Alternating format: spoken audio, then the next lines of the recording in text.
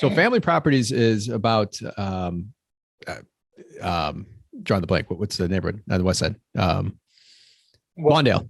It's about Lawndale in the 60s, but the story kind of correlates to some of the stories you've told us. Talk to us about like what Roseland was back then and the changes you saw over that time. Because I know with the bus driver, you had some really interesting stories about some of that stuff. Well, the deal is this. I didn't actually grow up in Roseland. I grew up in Humboldt Park. But my wife's family, my wife's Paulette, and her family did in fact grow up in the Roseland area. And that's where the music group Styx came from. The musicians came out of Roseland. But the interesting part of that is that Roseland at one point was a very lily white neighborhood. It was settled by Dutch immigrants, and there just weren't any Black families anywhere around there until the first Black family moved in the early 60s, late 60s, and the neighborhood actually changed.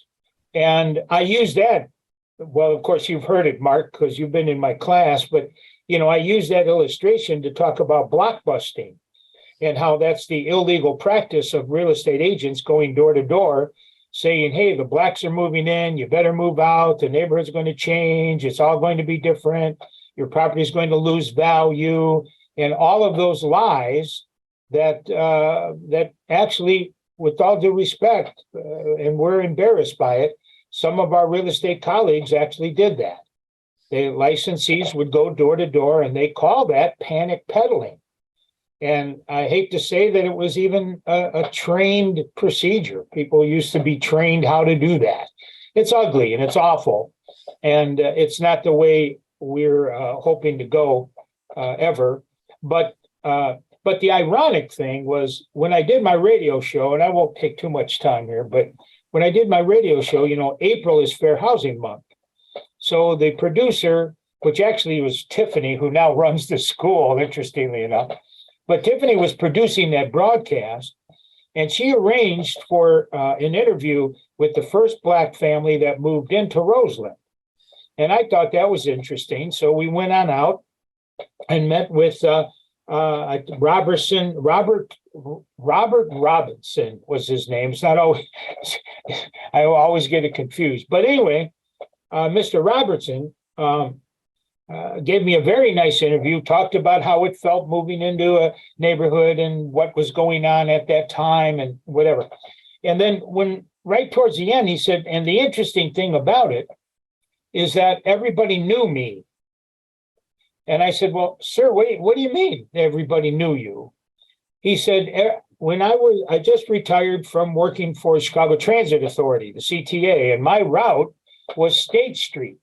And I would go all the way down through Roseland, 115th, 175th. I'd go all the way back and forth.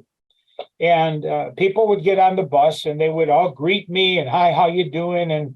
And many of them, I knew their names. And they would sit down on the bus. Well, after I bought my house, and I said, if I ever have an opportunity to live somewhere, I want to live here because this is a wonderful place to live.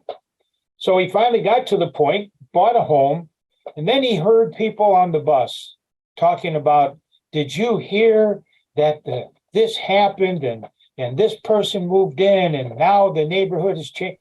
And he's driving the bus, listening to all of this nonsense going on behind him.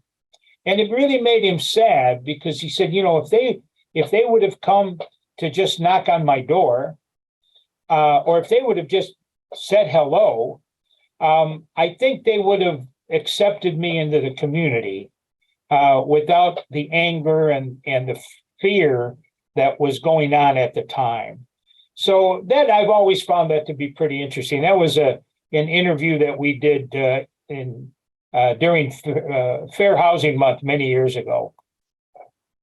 And Roseland, by the way, is now starting to become much better. It did turn into really a very, very awful, rough neighborhood. That whole community really changed. And And you know what happens, Mark, and your listeners know what happens when prices start to fall, then investors start to buy them. And the investors, maybe some are good landlords, some are not landlords, but the ones that are not good landlords become, the term is slumlords. And when you're a slumlord, it destroys the community. And that's what was happening because people were panic peddling their homes. They were selling them at such a reduced rate that they were being bought up by, well, to use the term, slumlords. But it's getting better. The neighborhoods are getting much better, and it's looking good now. But that's an illustration I use in the classroom.